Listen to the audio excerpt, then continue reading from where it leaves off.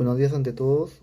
Hoy día les voy a hablar sobre la efectividad del vendaje neuromuscular propioceptivo en pacientes con dolor cervical mecánico crónico en un hospital estatal de Lima, Perú.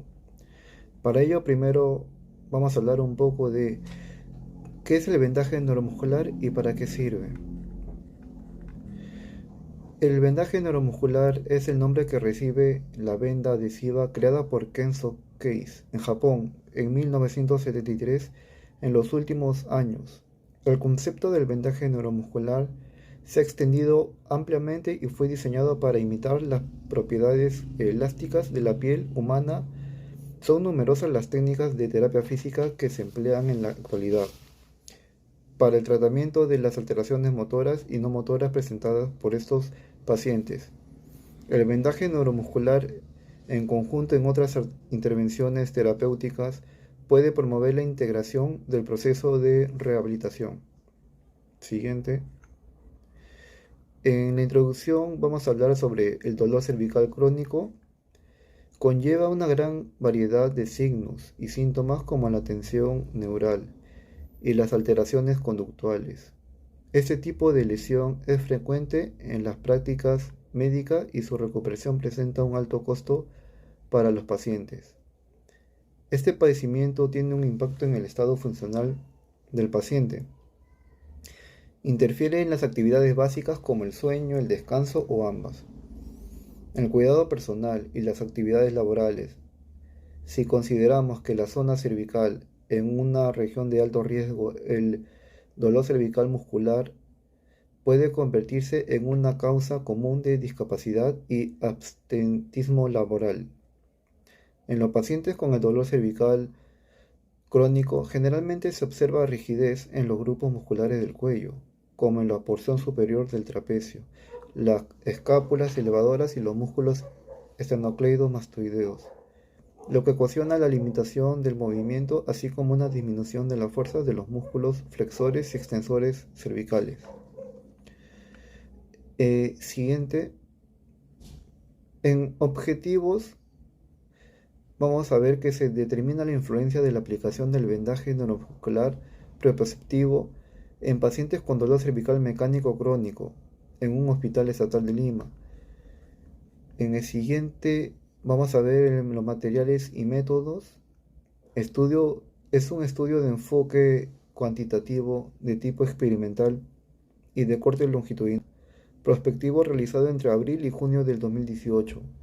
La muestra estuvo formada por 30 pacientes divididos en dos grupos de 15 participantes, cada uno el grupo experimental en que se aplicó el vendaje y un grupo control que empleó el tratamiento convencional. En ambos grupos se consideraron una evaluación de entrada y una evaluación de salida. Para evaluar el dolor se utilizó la escala análoga del dolor y para impedir el grado de discapacidad se empleó el cuestionario de índice de discapacidad cervical. Siguiente. Los resultados. La aplicación del vendaje neuromuscular influye estadísticamente en la disminución del dolor cervical mecánico y una mejora del índice de discapacidad cervical. En la tabla número 1 se observa que al aplicar el vendaje neuromuscular propioceptivo existe una mejora crónica, de acuerdo a la prueba paramétrica de T-Students para muestras independientes que muestra una diferencia estadística significativa. Asimismo, en el grupo experimental, los pacientes obtuvieron mejores resultados de sus puntajes antes de la aplicación del vendaje neuromuscular. En la tabla número 2 se observa que al aplicar el vendaje neuromuscular propioceptivo existe una mejora del índice de discapacidad cervical en los pacientes que padecen dolor cervical crónico.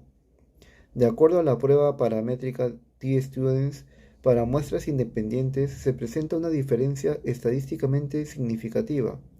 Además, en el grupo experimental, los pacientes obtuvieron mejores resultados en sus puntajes antes de la aplicación del vendaje neuromuscular propioceptivo, así como después de la aplicación del vendaje neuromuscular. En siguiente, y las conclusiones. Se demostró una influencia estadísticamente significativa en la disminución del dolor cervical y el índice de discapacidad en pacientes con dolor crónico, dolor cervical muscular crónico. Por lo tanto, ese procedimiento se debería considerar como parte del tratamiento. La cervicalgia tiene mayormente un origen mecánico. Es ocasionada por posturas mantenidas de cabeza, brazos o ambos por sostener o cargar pesos de manera estática. Realizar movimientos repetitivos de la columna cervical o los miembros superiores y también por no realizar pausas o descansos en el trabajo. Posturas mantenidas de cabeza, brazos o ambos por sostener o cargar pesos de manera estática. Realizar movimientos repetitivos de la columna cervical o los miembros superiores y también por no realizar pausas o descansos en el trabajo. Gracias. Buen día, profesor. Soy el alumno Gabriel Alcaraz y hablaré acerca de este artículo que ha estudiado la efectividad del vendaje neuromuscular en la reducción del dolor en pacientes con patología de hombro. Introduciendo este tema, el dolor de hombro es un trastorno musculoesquelético muy común que afecta a gran parte de la población. La prevalencia del dolor de hombro oscila entre el 7 y el 30% con 15 nuevos episodios por cada 1000 pacientes al año. Y el síndrome de pinzamiento subacromial y las lesiones del manguito rotador son una de las diversas afecciones que pueden afectar a las personas con dolor de hombro, representando así el 40% de las patologías. Estas lesiones del hombro pueden afectar a pacientes de cualquier edad, pero son especialmente frecuentes en población entre 40 y 60 años. La etiología de estas afecciones es multifactorial, causada por la interacción de factores extrínsecos e intrínsecos. El objetivo de este estudio es estudiar la efectividad del kinesiotape en la reducción del dolor de hombro, comparándolo casi con otros efectos producidos por tratamientos de fisioterapia no invasivo como la terapia manual o un programa de ejercicios terapéuticos con otros tratamientos invasivos como inyecciones o antiinflamatorios y finalmente compararlo con estudios controlados con placebo. Ahora, el tipo de investigación de este artículo es tipo documental, ya que se basa en la recolección de diferentes fuentes. También este estudio tiene dos objetivos, los objetivos generales y los objetivos específicos, siendo el objetivo general para evaluar la efectividad en la reducción del dolor en el uso del vendaje neuromuscular en personas con patología de hombro en comparación con otros tratamientos.